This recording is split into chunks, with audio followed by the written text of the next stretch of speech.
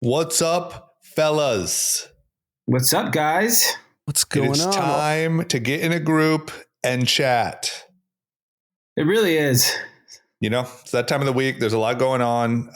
No shortage of news. Yep. And, you know, the only question is where we start. Do we start super topical and just have some fun and celebrate the birthday of one of the great Americans? Or do we go to the economy? What do you guys want to talk about?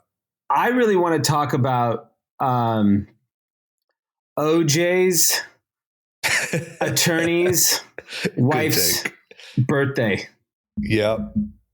Yeah, that attorney's wife has done well for herself ever since lately, you know? And Bruce Jenner's wife, or Caitlyn Jenner's wife. Yeah, true. You can't dead name. Yeah, she's looking young. She looks great. Yeah. There's a fountain of youth over there. I don't know if it's a doctor's office, you know, I would imagine, but no, I think it's the water in Calabasas. Got it. Because Kris kind of looks like Kim. And Kim kind of looks like Kylie. Yeah. And Kylie kind of looks like North.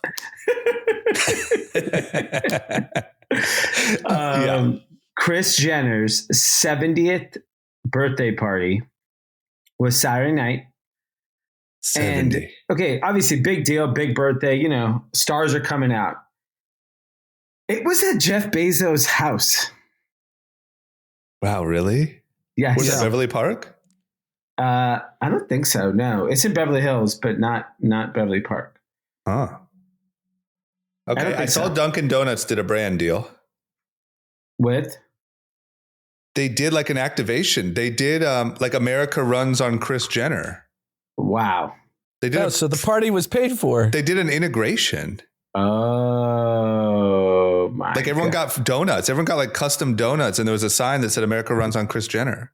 Oh my God! That is on brand with Kris Jenner that she would get the whole party paid for.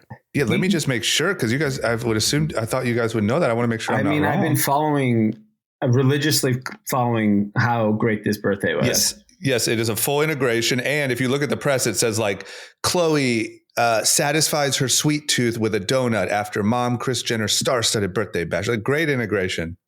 The irony is nobody at that party has had a donut in 30 years. Yep. Especially not Dunkin'. Or if they do, they're going straight to the plastic surgeon. But they nailed they go to the bathroom and throw it up. Like normal It's also Americans. such a good integration because like they posted on their stories like we're partying and now we're eating donuts and yay, and like it's kind of like, you know, like if you integrated like a birthday cake, but instead you integrate donuts, and they nailed it. The marketing team at Dunkin' is good. The marketing team is good, but you know, I really want to double click on that it was at Jeff Bezos' house. Yeah. And Dunkin' Donuts paid for it. What is going on here? Yeah, I mean, they're just... And Zuck was there. He posted him in a tuxedo with Priscilla on the way to an event. We know the event. Yeah. I saw Jay-Z and Beyonce were there. Adele was there. Mariah Carey was there. Bruno Mars and Snoop Dogg performed. I mean... They did it. They did it at the highest level. Prince Harry and Meghan Markle were there. Oprah was there. How does it work when you're that level of celeb? Is it because like obviously all of these people are not her close friends, but it's so high profile. Like, how does it work? Like, who's calling who? Is it like? Yeah. I want to know how it goes down. I'd imagine it's similar to the Michael Rubin 4th of July party. He curates the list. It's pretty limited from what we understand. It's not an easy invite to get. All the celebs are asking for invites on podcasts and interviews leading up to the party. Yeah. Plus, you want to know why it's so brilliant is because Jeff Bezos and that crowd want to be around celebrities. Celebrities obviously would want to be around Jeff Bezos. Then I would imagine like all the Oprahs and stuff of the world have to go because not only, you know, to celebrate, but I'm sure they want to take the moment with Bezos. Yeah. It's like once you reach like critical mass, it becomes something that you have to go to if you're Oprah, I think. Yeah. It felt like you have to be at this. And I know everyone likes to joke about the Kardashians and Jenner, and they get mocked a lot. Actually, over the weekend, Kim Kardashian got mocked for failing the bar. Which I give her credit for even trying. So like, I'm not even mad at that. But what's interesting is Kris Jenner is like probably one of the great entrepreneurs in American history. Well, yeah, undeniably. Undeniably, yeah. She doesn't get the praise of the industry, like the public. She gets praised by the industry. Exactly. She gets praised by all the celebs and all the billionaires. I think it'll take time. I think she'll be remembered down the line. I think they're just easy to hate on. I think, another big thing that's crazy is like, if you look at like TikTok or, comments or that generation or that thing, like they're washed up, they're lame. No one likes them anymore. The Kardashians are whack. And it's just couldn't be further from the truth. They're bigger than ever. Yeah. So here's my question to the two of you.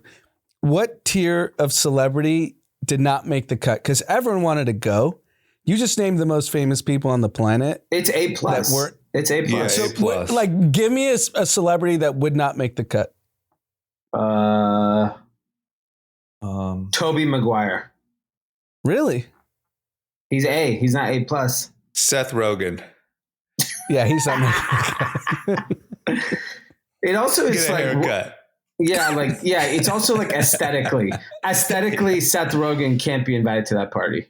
Yeah, you have to have like, she's concerned about the pictures. Like you can't have Seth Rogen in the pictures. Yeah. It is impressive. The other thing I will say that's impressive, just a little bit of inside knowledge. I know you guys know this, but is like everyone I know multiple people that have done like brand deals with the Kardashians, like, not high profile businesses. And Kris negotiates the deal. Yes. Yeah. Personally. And she shows up and she, like if something goes wrong with like a post or a post doesn't perform as well, she does kind of like a make good with one of the other sisters. She does it personally. That's amazing. And so if you do a Kim campaign and you're promised X, kind of promised loosely X amount of impressions, but something doesn't do well or Kim's busy and it kind of steps on Fashion Week, she does make goods with the other members of the tribe. Yeah, she's very impressive. I mean, just the businesses, like if you just think about like it's Skims, it's, Kylie Cosmetics, it's all the stuff she was doing with Kanye, it's the TV shows. I mean, brand deals with everyone you could ever imagine. God knows what equity they've been given in businesses all over the world. Who the hell? She probably is top 25 VC investor in the world. We don't even know that. Oh yeah, I forgot about her VC fund. Does she? Wasn't that a big thing? Didn't she launch a VC fund like a year or two ago, and it was like a huge deal? Kim launched a fund with Carlyle Group. Yeah, like a private equity. Oh, well, that's what I meant. Sorry, that's like what I was talking about. That's what I was talking about. You were talking about Kris. It was like a buyout fund. Specifically Kris, you mean? Yeah. But it's also just like, look, I know you can joke about it, like sex tape, and I get it. Totally joke worthy. But like, to create such a mega empire and to have officially like broken through and, because there was a long time when like Beyonce and them reportedly didn't want to associate with them. I'm sure Bezos wouldn't have associated with them. To break through and build such an empire off of nothing, just hype and media and marketing, and it's impressive. You have to respect it, because even if you do something, if you're an athlete or an entertainer or whatever, you have to look at like, well, what's my excuse? They did it off of nothing. Yeah. Oh, well, they did it on the backs of OJ. Right. But do you think that like, I mean, I guess the sex tape was kind of relevant because it was OJ's the Kardashian name, everyone, like, I mean, if you're like my age, Robert Kardashian. He was very, very famous during that era of the trial. And then Bruce Jenner was like, is one of the greatest American athletes of all time also. Right. So they were a well-known entity. It's just in my world, they weren't, like, meaning I think Ohio. Especially in LA, they were very well known. Yeah. In Ohio, it was not. Yeah. Like we OJ's lawyer. I mean, like name recognition, but like, you know what I'm saying? Not like the way it was out here. Like you would see him around and like, that's part fair. of, and that's the whole rest of the country except for New York. And if I'm like Mackenzie Bezos and I'm watching like, if you think about Jeff Bezos' arc, obviously one of the greatest founders of all time, makes insane money, is arguably kind of what we felt like threw it all away for some selfies and some, salacious text messages. Yeah. Goes kind of like, kind of cringe for like a year or two. And people kind of wrote him off. Yeah. He's kind of now slowly made his way back in good graces of public light. And he hosts the hottest party of, I don't know, the last 10 years. Yeah. He is in the mix. Yeah. I wonder what Mackenzie thinks. Mackenzie's just giving away all the money to like nonsense charities that aren't doing jack shit. And at least he's having a good time. I can't imagine. Like, I wonder what the scene, like when do you have a guess of when Amazon like IPO'd, let's say? In the 90s. Yeah, late 90s. Late 90s. Right. So like, I just wonder what the scene was then versus today. There's a famous 60 Minutes clip of him driving around in a broken down Camry. Yeah. Gosh, and he was already rich. If that doesn't make you love America, I don't know what does. It is unbelievable. Like his whole arc and like what he's up to now. And the fact that he's buff just to add some sprinkles, it just really is sick. Good for him. Love it. Yeah. Good for all of them. Happy birthday, Kris. Yeah. Happy birthday, Kris. You look great. You look great. And he's also like, it's back to back with, I think Kendall or someone else just had a birthday where they were like on a private villa. Yeah. But they're just. That was a little low budget compared to Chris's. It's your mom's outshining the queen. You. Right. I mean, you gotta. She knew hers was coming up. She's like, okay, I'll approve the villa. You're not going to Jeff's house. Okay. Well, yeah. Happy birthday. And I will say, like, once again, if you check with TikTok or, the comments on social media or whatever, they're washed, they're cooked. No one cares anymore. They have no pull. And that's why you don't listen to the shit talking. Yes. Okay.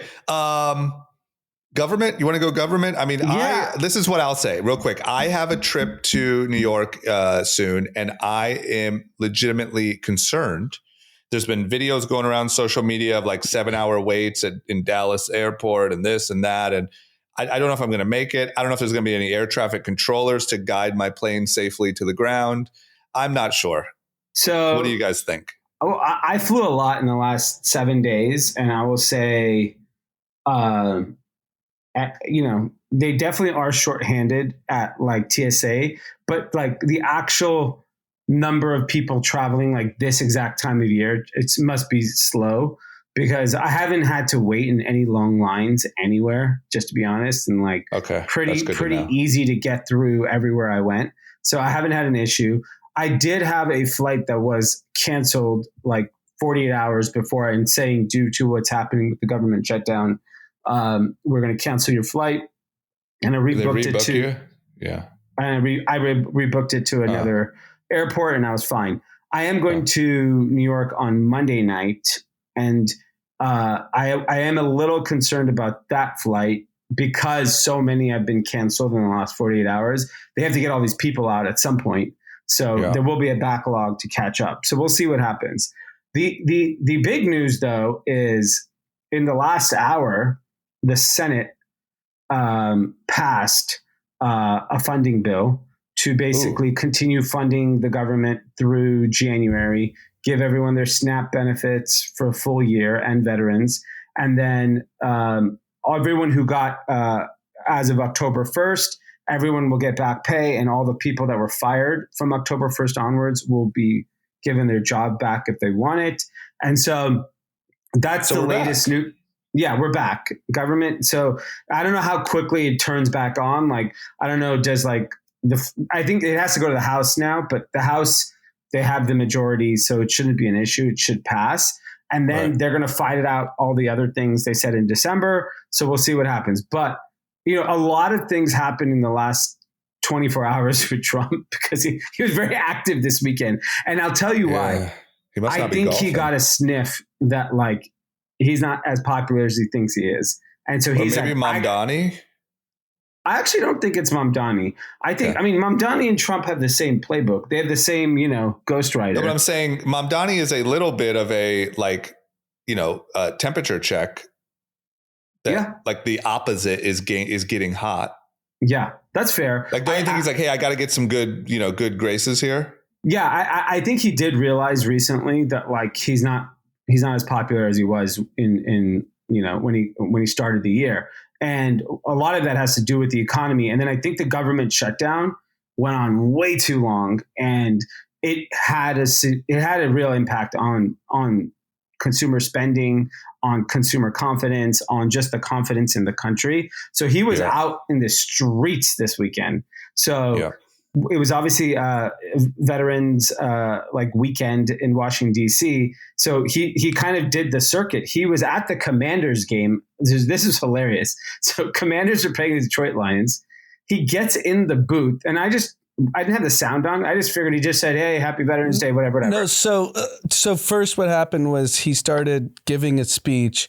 And look, D.C. is a blue area. Yeah, it's not a state. It's a region. It's very blue. They booed the shit out of him. You couldn't even hear what he was saying. Yeah. Then he went in the booth and started calling out plays. Yeah. So he's like trying to, show he's like a regular guy. But get back to the shutdown. This is an utter failure by the Democrats.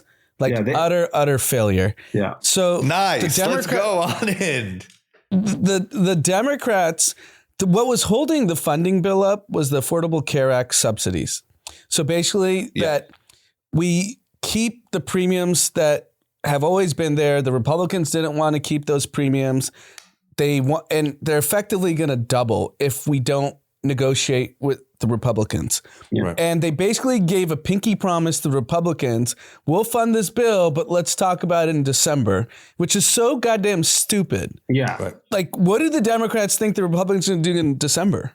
Well, it's crazy. Bernie Sanders just put out a video. I saw him on the floor. He was screaming. Yeah. He's like, what are you guys doing? Right. Yeah. This is what the difference between the Democrats and Republicans. The Republicans just stand in line. They do not go against Trump. Yeah. He can call your wife a slut. He can call you a midget. He can say your hands are small. Doesn't matter. You stand in line with Trump. The Democrats just gave up what the whole reason the shutdown was going on, to protect healthcare for Americans. Yeah. The problem is Democrats don't have a leader, right? Like, who's the leader of the Democratic Party? Nobody. Right now, nobody. Jeffries. Exactly. Nobody. Right. He doesn't have clout. People are not. It's just so like disappointing, because this is actually going to affect a lot of people in red states and blue states. So it's not really political, in my opinion. It's more just the reality. And now you're basically giving the leverage to Republicans to run you to the wall in December. Yeah. And then what? They blew it.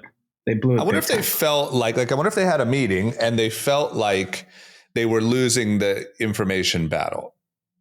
Like, was it starting to feel like to most Americans that it was Democrats were at fault? So yeah, I think what I saw, I watched 5 minutes of the press conference post the vote of the 8 Democratic senators that voted to fund the bill. And they all came out and basically, I think they felt the pressure around SNAP benefits. They felt the pressure around like, shit, the economy's already weak. This is not helping. And so they felt the pressure around that. And they're like John Fetterman, he's kind of in the middle. He basically said, like, I'm not tanking the entire country over this. Like, I've made my decision, and he voted to support the bill. So I think you're right. I think the sentiment was getting ugly, and someone had to blink, and it was those eight Democrats. And that's the problem, is Chuck Schumer is the leader. And so he's not like someone anyone respects at this point. He's lost the credibility within the party. And so they're not going to listen to him. Yeah. I mean, just only speaking like politically, it's not a good look. I mean, I'm glad that they did that and it's over, but I feel like it kind of looks, they look guilty. I think they look weak. I don't know if they look guilty. I think they just look like they can't. I think they look weak. Yeah.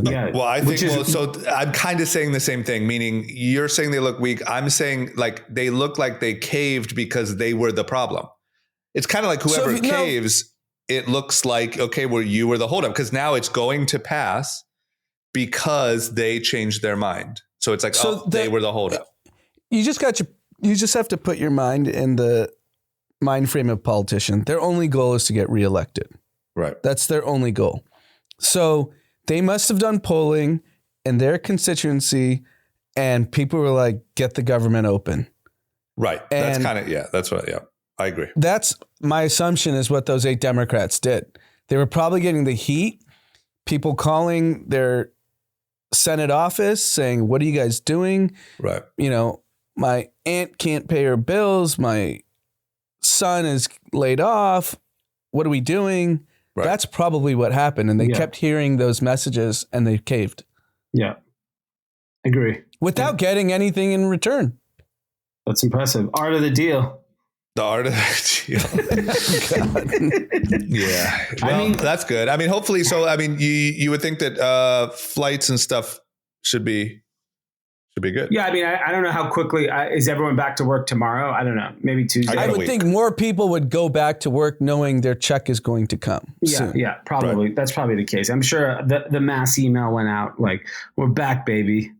We're back. I got a week. It's not until next week. So, well, I'll let you know. I'll be out Monday. This week I have a few flights, so I'm sure it'll be a good test. The other interesting thing was, he came out today and said he's going to give a $2,000 tariff dividend because he's collecting trillions of dollars. I mean, if he does that, he's going to be a star. I mean, so here's the thing I don't think is being reported enough in the media, but it's what's going on. So there's a Supreme Court ruling that is going to come out relatively soon about January. Whether the tariffs that have been in place that have collected all this money, whether that is legal or not legal. And likely they're going to vote that it is illegal. So how does that unwind? Sorry. How does that unwind all the money we've collected? Yeah. So that's why I think he's trying to stack. You collect all the money, you send out a dividend. There's no way they can reel that shit back in. It's too late. It's already been dispersed. Yeah, it's already at the Supreme store. I think it's genius. I think literally it's already at the Supreme store. It's already on Labubu's. I think that is a genius move to make sure to like force their hand that they can't unwind it. Yeah, I actually and no one knows if honestly, I've tried to Google it. No one can clearly tell the public whether this needs congressional approval or not. The $2,000. No one knows. Nobody knows. Well, because by the way, the tariffs didn't need any approval. He just did it. And think about, he caused global chaos with the tariffs and he didn't have to listen to anyone. And then today with the $2,000 tariff dividend. So here's my few takes on that. One, stupid. We should we can't keep giving people money. It's just dumb. The story was played out 4 years ago. Yes. And the story was played out. We know exactly how this ends. Okay, but here's the thing. There's a couple of things here. It's actually like very complex. One, I don't believe in giving out the money. I think it's bad because we know where it's going. It's going into crypto, Robinhood, stores, shopping, and like a lot of fraud, right? Like that's what's happened. That's what happened in 2020. That's what's happening again if we start handing out money. Right. But he knows that it's popular. Handing out money is very popular right now. And it's he's learning from Mamdani. Yes. That's my point. Because Mamdani promised all this. He's like, fuck it. I'm taking it a step further. Here's the money. Yeah. No promises here. We're just going to send you a check tomorrow. And then Bessent, the Secretary of Treasury, Treasury was out on all the talk shows today, basically saying, well, it can come in various forms. It could be a tax cut. It could be no tax on tips. Or he's already backtracking because he's like, how the fuck are we going to do this? Because he knows it's a terrible idea. But let's fast forward. Let's just say it happens. You better own fucking stocks and Bitcoin and everything again, because the party is going to fucking rip. Because there's a chance that we give $2,000 to everyone under $150,000. That's what they're saying. Then there's a chance all the tariff are found illegal, and all that money has to go back to companies. But let's just say they can't. They say we're not going to give the money back, but there'll be no tariffs moving forward, right? That is going to drop the prices of goods. Inflation goes away overnight. Fed is going to cut. It is going to rip. Everything is going to rip if that happens. Yeah, we've seen this exactly is what happened. Think about short-term memory. This isn't like, we need to think about what happened in the 70s when there was all these various factors. This was 4 years ago. Yeah, absolutely. We know exactly what will happen. But I will say, I think that there's a lot of quiet Trump voters that really think that Trump was handing out cash during his first term. I mean, he was in a sense, but any president would have done that. But when it came to the last election, there was a lot of funny little videos and stuff of people being like, well, shit, Trump gave us cash. And I just think it works, man. I think it's it's Mamdani's whole platform. And I think it works. And I think it's also probably a way to force that ruling to go in his favor. If I'm him, I'm doing the dividend in Q2. Yeah. And you lock up the midterms. You're good. You're going to win. Yeah. I think he has to do it before the ruling. That's true too. Yeah. Then he has, I think January is the ruling. And so he did the government shutdown conversation. Then he had the tariff dividend. Then he hit the Commanders game and was a sports announcer. And then he dropped another idea today, which is the 50-year mortgage. Which might be dumber than the 2,000 that he's giving out. Well, what's interesting is I looked it up. So many countries have 50-year mortgages. In fact, in Japan, they have a 100-year mortgage. So Japan's a great example. They started the 50-year mortgage in the 80s. Yeah. And real estate went through the roof. No one actually gained any equity and everything crashed. And today, real estate is 50% cheaper than before the 50-year mortgage started in the 80s. But this has played out. But that's Japan. Who gives a shit about Japan? Yeah. He just brought up other countries. I know, but you have to remember, Japan has other macro issues. They have population decline. They're not America. They have stagflation. They're not America. America's booming. Yeah. So this is why it's so stupid, because what happens in this scenario is everyone's seen the tweets. The interest rate doubles. I'm not breaking any new information, but you don't get interest doubles, not the interest rate. The interest doubles. Yeah. And so you delay when you're actually getting into equity. The whole point of owning a home, which is why the boomers made so much money, is they had so much equity in their home. This 50-year mortgage, you're 15 years out before you even start getting equity. So you're effectively renting from the bank. You might as well rent rather than do this 50-year mortgage. Right. But for the sake of politics, you're already finish. Sorry, you finish. The real solution is to cut out the zoning and just build. Right. If he can do executive orders for everything, why can't he do an executive order to every state? I need 1 million new homes in California, 1 million new homes. And it's a local thing. The state can't even do anything. No, I know, but everything he's doing is just, maybe he should deport all the zoning people. Ooh, I like that. Sure. Deport them all. Because I agree. I think the problem with everything you said is correct. But I think what Drama was about to allude to is politically, it's a great move. Right. I was going to say you're too thinking about it too intelligently. It's just hey, your payment's down. And it says I have a chance to own a home. What the fuck do I care about what happens to the United States 50 years from now? You don't give a shit. But You the care reality is you don't own the home. I know, but that's too not smart. Yeah, that doesn't work. That's like it looks like you sign the paper. You say this is my home. That's all you need. And you get a title. It was the same. The thing that I hate about the thing that happened in summer of 2020 was we were sitting here talking about like very rational thing, like nobody's working. How is the stock market ripping? How is everything? We were just like frustrated because we just didn't understand it. Now that I understand it, 50, 75, 100-year mortgage, I don't give a fuck. Do it all. Yeah.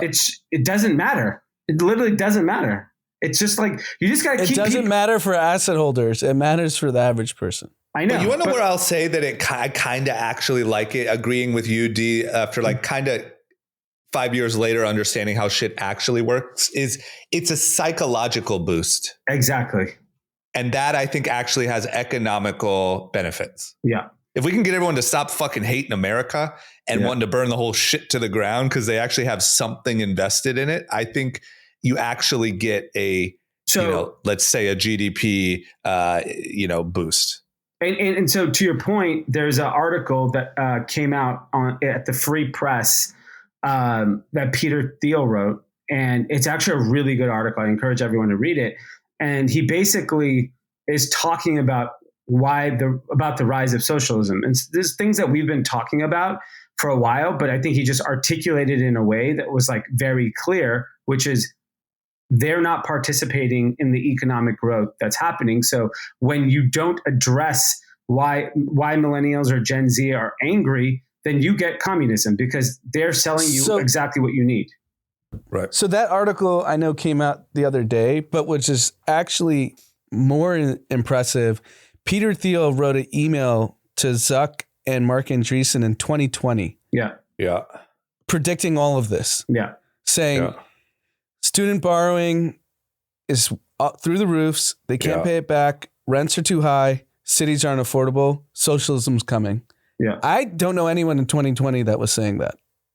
No, I don't know anyone that was saying it so like succinctly, but what I will say is not that we're geniuses here, but like a lot of people have been talking about, student debt, college sort of being irrelevant. Like we joked probably in 2020 about like, what's your fucking degree going to get you? A barista job? It's not worth it. College isn't worth it. And this is the result of all of that stuff actually being true. And now the reality is people do have that debt. They did go to get that education. They don't have job offers and they're fucking pissed. And so I think, I'm not saying Peter Thiel wasn't super early and smart and saw it, like really defined it. I don't know that we said it's going to lead to socialism, but I will say like we've been seeing these structural problems for quite a while. And like, yes, here they are. And I think what we thought was going to happen was there going to be a revolution with pitchforks outside of rich people's houses. Instead, we have people voting in socialists and, which is probably more destructive. Yeah. I think the thing is that the solutions are there to solve this problem, but no one wants to make the hard decisions. So let's talk about on home ownership. A few states have opened up, like Texas and Florida has really allowed for housing to get built.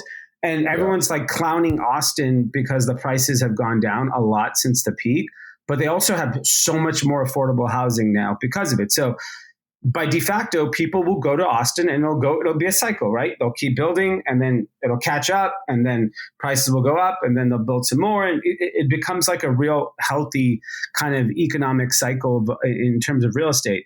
The problem in states like California and New York, it's like, it's impossible to do anything. So LA specifically, it's so hard to build. It makes it almost impossible for any developer to even bother because it's just you're never going to make any money. And so you have a real estate issue, which is very solvable, in my opinion, immediately by just letting people build. And I think you'll have affordable housing. The education problem is mega. These colleges are so bloated with expenses. The amount of administrators, I forgot where I saw it in the UC system, how many people on like a college campus make like over 200 grand a year. It's insane. There's no reason for people to get paid that much money and that many people. Sure, give the best professors, the best administrators, give them their money.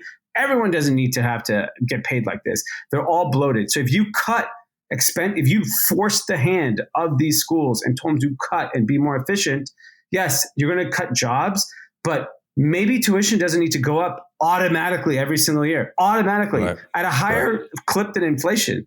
It's a joke. Right.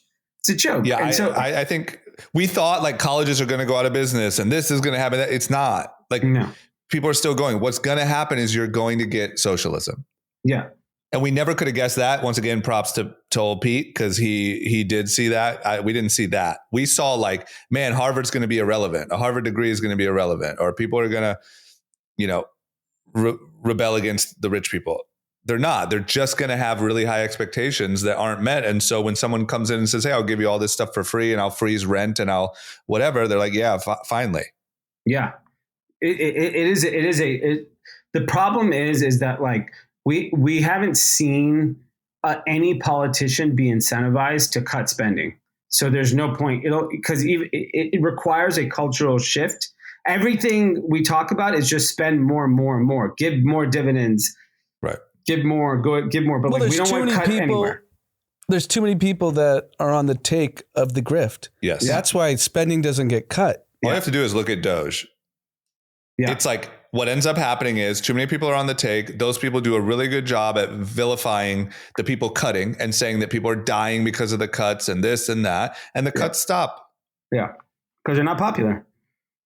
That's it. Exactly. It's just a game of perception and popularity. And those people are career grifters, so they just wait for the next politician to come in. Like, oh, we'll slow down a little bit for this term. We'll ramp it back up for the next term. I mean, here's what's crazy. Think about this for a second. Doge is still in place. As far as I know, I don't know exactly, but the cuts are still happening at a relatively similar pace. Just no Elon, no press. Remember when Congress people were like making a show of trying to break into the USAID building and the Treasury, and they're Maxine Waters, and where is all that? Yeah, it was fake. But Doge is still there. Yeah, Big Balls is still in there cutting. But there's no spectacle. There's no theater. Yeah, it's because Elon's gone. Yeah, it's just like it's all fake. It's not about actually cutting. And like, yeah, it would be good to have cutting. I think almost every voter agrees with that. It's that then it gets warped through the marketing that, you're killing people in Uganda by not sending them, the medicine they need, when actually it's because, Nancy Pelosi needs her cut and she's not getting it. Like, it's wild. It's so fucked. It's so not like as simple as like, yeah, government's bloated. We should trim it back. We should cut expenses. You just can't. We're on like a ride that you can't get off of. Yeah, it definitely feels like there's no chance in our lifetime that things can be cut. But the only thing that can change is, if you're just thinking about it from a pure like efficiency standpoint, is that AI and robotics will have such a tremendous impact, and it will eventually enter the government and public sphere, where even like, at UC Santa Cruz or whatever, they're not going to need as many employees because and so you'll end up being efficient just because of innovation. And I think that is our actually only bet, because if you basically give a solution that's like better and cheaper, like, you may not have a choice at that point. Yeah. It's unclear right now if cutting people is the right move for these types of leaders. They're like, no. Well, it's who's going to do the job, or we're going to lose funding. But what if you get to keep the funding and you just make money? Right. So I think it could potentially start at the corporate level for the housing in a small way. So I saw Rick Caruso on a clip with Big Boy. I think it's on his podcast. Mm-hmm. Rick Caruso has the Hotel Rosewood, which is I think the nicest hotel in Southern California. Yeah. And he's built affordable housing for all the employees that is right next to the hotel, because anywhere near the Rosewood is unaffordable. So these people are driving in an hour and a half, 2 hours. And obviously they're not going to be happy when they show up. If they're leaving at, 4:30 in the morning, then it's a worse experience for the customers that are paying the exorbitant rate. And A, he's providing value to his employees. B, he's going to benefit from it because his employees are going to be happier. Yeah. Right. So imagine at Google, Facebook, forget the employees that are making hundreds of thousands of dollars, but do you know how much janitorial staff there is? People in all those kitchens, the cleaners, they're driving 2 hours minimum to get to those jobs. Wasn't Elon trying to do that in Texas? Wasn't he building like a neighborhood for Tesla? Yeah, I think he was building like a commune or something. Yeah. The other thing that I don't think will work, because I think it's just like too powerful to stop. But like to your point, D, about AI and eventually making things more efficient and eventually kind of having to slim down government maybe in that way or spending. I think the big thing that's happening right now, though, is those people are trying to regulate the shit out of AI and like really make it a problem. And, first AI has to actually become what it's going to become and such a useful tool. I think, once again, I think it's too powerful to stop, but like it's in a battle. Yeah. If they can regulate the holy hell out of it and, essentially throttle it severely. Like, do you know the messaging that's going to be AI is a sentient being coming to kill us all and take our jobs if the government people get a whiff that it might slim down government? Yeah. Right. Well, they're going to be playing Terminator on repeat on ABC. This is our future. You're already seeing kind of laws pop up in America and all over the world around like, we got to take it slow with autonomous driving. It may not be safe. Like you're finding these like pockets of like dissent around robotics and AI because they know what's happening is going to replace a lot of their people's jobs. So, but I think like capitalism is going to prevail in that sense where it's just a better product and a better experience and consumers will demand it. So I'll give you an example. So I had to go to the airport yesterday and an Uber was $75, UberX, Saturday morning, which I just like couldn't get myself to spend. So I go Lyft was like 50. Okay. I'm like, how close does Waymo get to the airport? So it drops you off at the LAX economy parking lot. $28. Wow. And then what do you do to the airport? The shuttle. It's a 7-minute walk to the shuttle stop.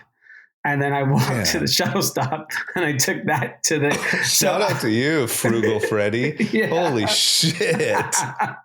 But I not only did I get a deal, I actually liked the experience better because being in a Waymo is just better than being in an Uber or Lyft because you control the music, you control the temperature, you're getting a pretty safe ride. Like, I don't know, it's coming. The wave is coming and people are going to demand it. And in the case of like what Anand said with the Rick Caruso, if companies need to do that to get staff or need to do it to like keep people happy, they'll spend the money. Google spends so much money on food to keep their engineers fat and happy. Yeah. So like companies will spend money if it makes them more money.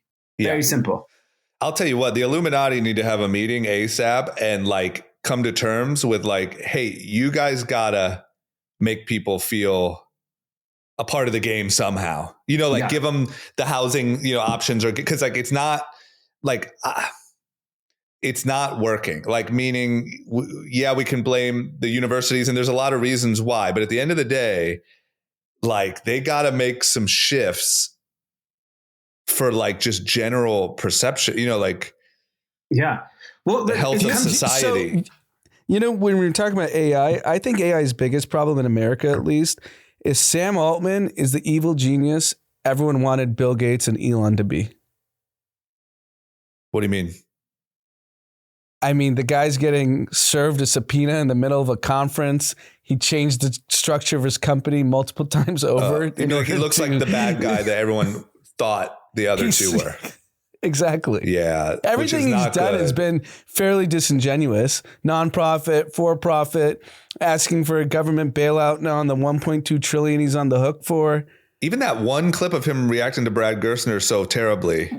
Right. And Gerstner is on his side. He's a shareholder. I know. That was a terrible reaction. Yeah. He's like, what do you want? Let me buy your shares. Like, you're in an interview, you idiot. This isn't a fucking Zoom call with shareholders. Yeah. I mean, unfortunately, he's not the right leader for the AI age. He's actually the absolute wrong leader. Like, he's a bad hombre. Yeah. He's the Travis Kalanick, I think. Like, I think that they need a softer face. Yeah. I mean, because the thing is you can say everything he believes in a more empathetic way and get a way better result and reaction. And he could be like, you know what? There's going to be an abundance of riches. And these are the things that he's very like combative. He's very like, I don't know. He reminds me of like a young Mark Zuckerberg who is kind of like not good at media, Mark Zuckerberg. And now, I don't know, is he even 40 yet? But like whatever he is now is like a completely different person. Yeah. Plus, he didn't hold the keys to what people think is going to be like a potential humanity-ending technology. Not that I think that, but like you got to be real. I think Facebook is a humanity. No, in hindsight, I think it was. But at the time, when he was so shitty at press, that's not how people looked at him. They were like, "Wow, young billionaire, founder of," and then he was just kind of bad at press. This guy, everyone's got the bullseye on him anyway. They're going to analyze every word whoever that person is says anyway, and it just so happens that he's sloppy and there's no excuse because Zuck was 22 when he was doing those interviews that you're talking about where he's sweating on stage with Kara Swisher. Yeah. Sam Altman's 40. He's been in the game for damn near 2 decades at a very 40. High level. 40? Oh, man. They got to fucking swap him out, man. They need a soft, well media trained, trustworthy lady. And I think that will happen because it's the same thing. Like we saw what happened at Uber and like and in Microsoft and in Apple and in like these companies. Everyone thinks that like companies die when the wrong person or a different person takes leadership. No, I think Sam Altman had to be who Sam Altman was to create OpenAI. It wouldn't have happened if he was a rational thinker. So I appreciate the type of person he is to get to this point. But now he's holding like the keys to hell. Yeah. And I just don't want him to have it. He's not the guy with the keys. Doesn't he have some wild Zuckerberg style control though? Like, isn't he hard to replace? What is OpenAI? I don't even know. Is it like a company? Is it a charity? What is it? Nobody knows. I think it's in limbo. I'm pretty sure you're right, Drama. He structured it that it's impossible for him to get fired. I think so. And I think like I think he's pretty, I don't know. I have no fucking idea. And I hate making these sort of assumptions, but it sounds like he's pretty, wants to be in charge, wants to be the guy. He's been around every major startup in the last 15 years. He structured his docs that he cannot, would have to but he doesn't even own anything, does he? That's what he claims, but it's like siphoned off to another entity. Yeah, that's a nonprofit. It's like the Kawhi Leonard, Steve Ballmer deal. Exactly. At a much bigger level. Level. Yeah. Drama, your other point about the Illuminati. The problem is the Illuminati is now Sam Altman, Elon Musk, Joe Rogan. That's the Illuminati.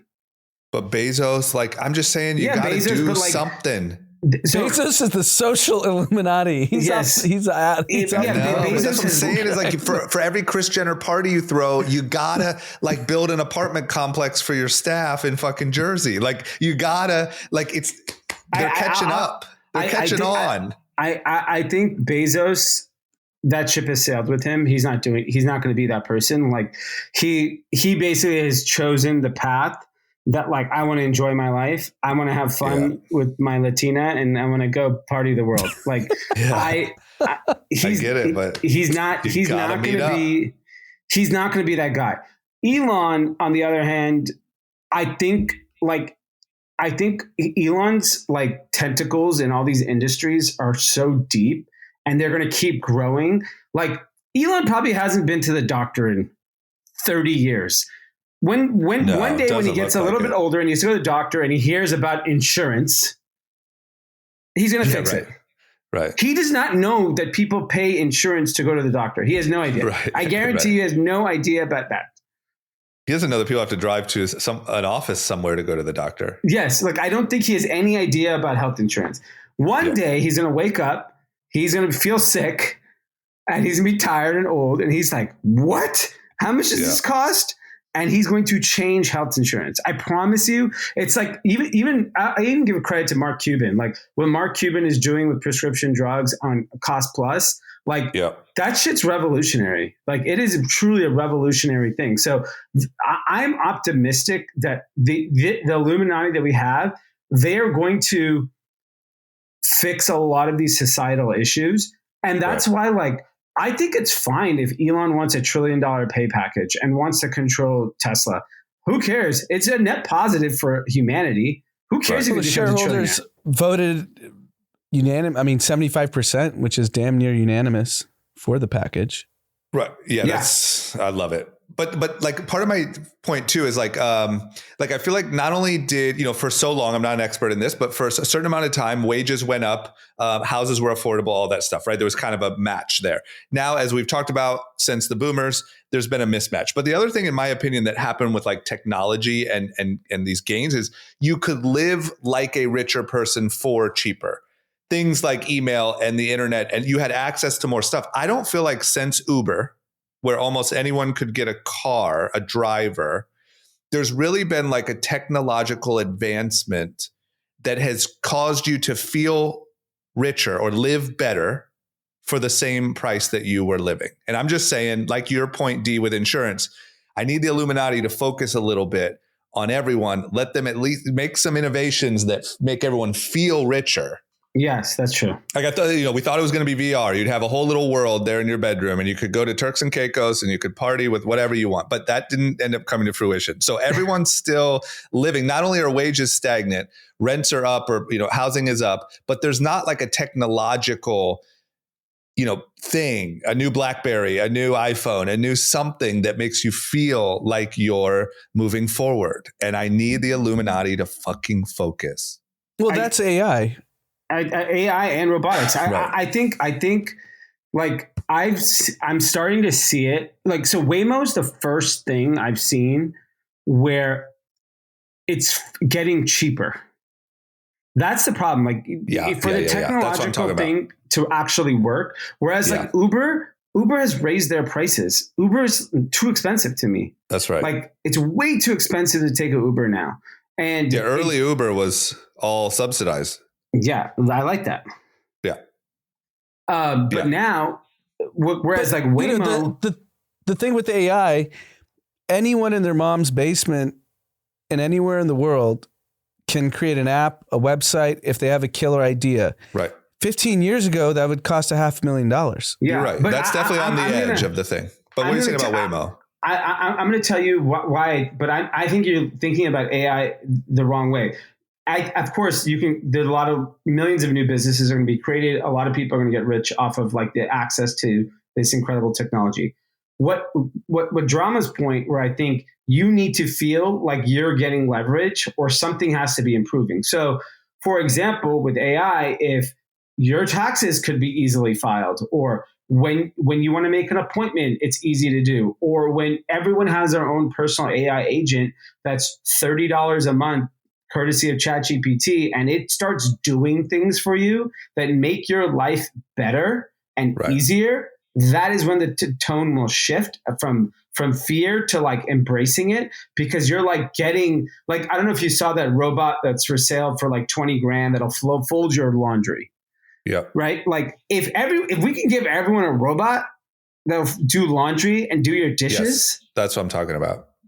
Everyone's going to lose their mind. Like if no one in America ever had to do dishes or laundry again. Yeah.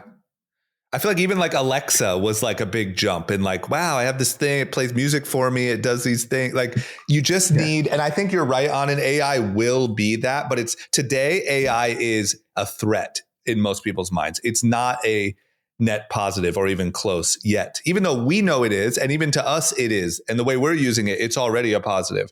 But I think to your average American, it's still a threat that's going to steal their jobs and actually make their lives worse. And once again, just telling the Illuminati, just, you know what I mean? Like, just please focus on that a little bit. You know what I'm saying? Yeah. Like you can't, I get it. You guys are getting super rich. It's super dope. You got Latinas and all sorts of stuff, but like, you gotta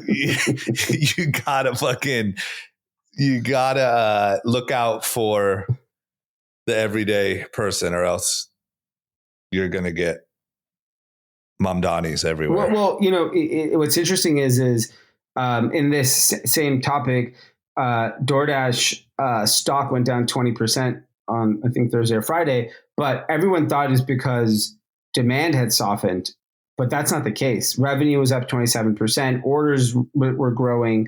It actually went down because they're investing heavily and into more efficient software and robotics and things of that nature. So like, people are spending money, right? Like Uber and DoorDash and Uber Eats, these things are very, very expensive. They're not affordable to most people. But if food delivery becomes obscenely cheap and you're able to get food for cheaper, you're going to feel like you're winning. Yeah. Good robocar. I mean, I think driverless cars will add a lot of. Tailwind. Yeah. It is a big tailwind. I want everyone to experience it because when you get inside, like I take Waymo like every week, so I'm very always excited by it. But if everyone experiences it, like I don't care if you go to a city with fucking Waymo and take it, and you're gonna be like, oh my God, I cannot believe I'm alive right now. Like you're going to like you get so excited about the future.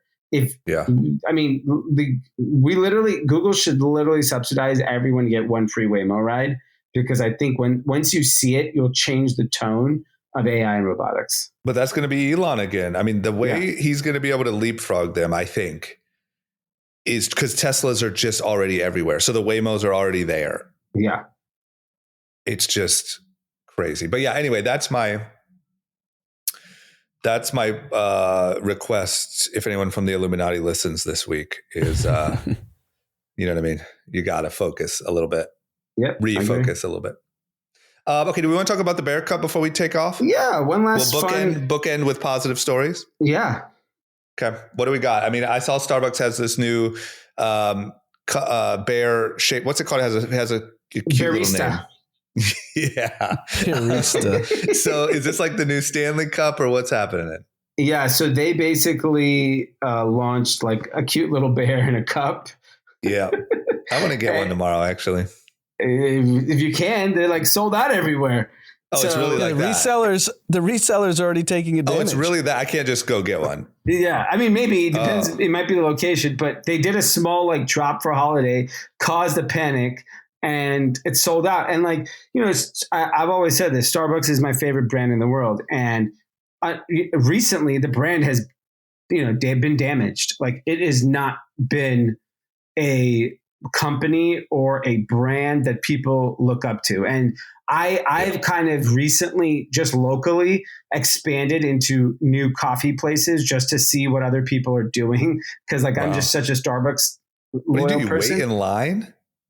So everyone now has mobile ordering. Even like the local coffee shops, you can go online and order the coffee on their site. Okay. So I'll tell you a really funny story. I went to, I drive by La La Land, which is a popular LA coffee shop. Yep. Slammed. Everyone is, they have 10 locations, I think. They're all slammed. The guy just like crushed it, who designed it and built it. I always wanted to try it, but it was so busy. I was walking by one 2 weeks ago and I was like, oh, there's no line right now. I'm going to go try this. But I was on the phone. So I ordered myself a banana foam latte. It's fire. So good. It's like a milkshake. It's incredible. Yeah. So I order that banana foam latte, and I wait outside on the phone. And this lady, I'm literally in like an intense conversation. This lady walks by me. She goes, "Hey, buy me a hot coffee." I go, "What?" He goes, "Buy me a hot coffee." And I'm like, "All right, fine." Homeless person. Walk into back to La La Land. Walk in. Why did you do that? Because I don't know, I felt I have a little socialism in me. She's Mamdani over here. Mamdani. You remember I'm the OG champagne socialist. I made that shirt. Yeah. Okay, keep going. So I went, I went back in the line. I ordered her a hot coffee and goes, "You can get her a hot coffee. Just put her under my name and then I'll pay."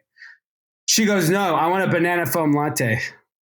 She knew the order. Oh, so she knew. She's been hustling people. Yeah. She hustled me. And then she goes, "Yeah, and I want oat milk because, nobody wants dairy." Wait, so what? So she wasn't homeless? She was so she definitely is homeless, but a gluten-free or a fucking dairy-free homeless person? So I'll give you that's the most LA shit I've ever heard. I'll give you a hot take because I've had a conversation with a lot of homeless people about this. No homeless people eat dairy. It's not good. What? I'll tell you what. It's bathroom reasons. I mean, I'm not even. I've had this conversation outside of Rite Aid with like 10 homeless people. They always say it gets more LA. Have you asked in New York? No, in New York they're like very scary. So like I don't talk to them. I think that is probably the peak of LA. Well, yes, obviously a banana foam latte with oat milk was the most. But even like a dairy-free homeless population. Well, I think it's not great when you eat dairy and you take a shit. I understand, but if we made a list of things that aren't great, I don't think the fucking lactose poops are high on it. Yeah, maybe sleeping under a freeway pass. How are we ranking what's going to disrupt our day? I don't know. Every time I've ever tried to offer because the people ask for money, I'm like, "I'll buy you food. No dairy." I cannot tell you how many people have told me no dairy. I've been turned down. They ask me, what's the food? And I'll say, they're like, "No, I'm good." Yeah. What is that? Indian food? Pass. Damn. Right. That's wild. Okay. Well, good to know. I mean, that's I will say, D, you do a good job at sort of keeping your ear to the streets and different, you go to Complex Con, tell us what happened. You go, finance world, all this stuff. You are literally have your ear to the streets. Turns out milk is not hot. No. That's wild. Okay. Well, shout out to Starbucks. I will say, I don't know what my take is here. Like, meaning this isn't new, but like massive companies creating a moment will always work. Yeah. Like the Stanley Cup, the whoever else has done it, Crocs has done it well, but like creating a moment. And I will say, like, props to Starbucks. I'm not hating, but like, doesn't seem like that hard of a moment to create. Like, hey, let's just make a clear bear with a lid on it that looks like a hat, and we'll ship it. Like, there's no like true scarcity here. But they created a moment. They did something cool, took off on social, and they're getting rewarded. Yep. It does depress me how Starbucks have turned from like, the local, meeting place. People would go there to work. And now it's like literally just designed for pickup. Well, the reason why is one policy destroyed Starbucks' core culture of community, which was letting everyone use the fucking bathroom. Well, so they then why just don't put milk in there? Apparently, no, they give. Well, no, they have no reason to turn down the dairy if they have a free bathroom at Starbucks. That's true. I think because of this new Starbucks rule, they're like, no more dairy. Starbucks will no longer be a like place to sit and eat. And those days are done. They're going after the smaller format stores in New York. You'll see them small format, only to go. That's the future. Yeah. You have to go to high end coffee shops for that experience. Yeah, I thought about that because it wasn't that Starbucks' whole thing is like we're bringing like the Europeans, feel. And I went to a Starbucks I hadn't been to in a long time over in Studio City, like since like the Robin Big days, and like there was tables and chairs, and like we used to go there and hang out, and they literally like cut the footprint of the store in half, and it is just completely optimized for mobile orders. Yeah, that's it. They made their bet. They know that this they can't fix the bathroom problem. It's better to just get rid of them. That's insane. Okay. All right. That's all we got. We got some shout outs. We got two. First one from Digi Housesm. I just found this podcast and love it. I totally agree with y'all's immigration take. God bless you guys. Don't ever surrender your opinion to fit in. Stay true to you. We like never will, Digi. We will from always my stand cold, up, dead Digi. hands, Digi. Out of my cold, dead microphone. I can only imagine what like if someone just discovered group chat like on this episode, like what they must think, you know? Last shout out is from Jackie. Shout out to Carrie for being the best work wife, especially since we have been working for free with this shutdown. Oof. Oh shit, Jackie, we just talked about this. I think you're back. You're backy, Jackie. Get back in work, Jackie. You're getting paid. Shout out to you and Carrie. It looks like you're back. All right. Okay. Well, do you keep us updated on your travel? Yeah. And yeah, everyone have a great week, and hopefully the government's back, and hopefully America is indeed great again. All righty. Great. Thanks for listening. Bye, guys. Bye. Peace. Peace.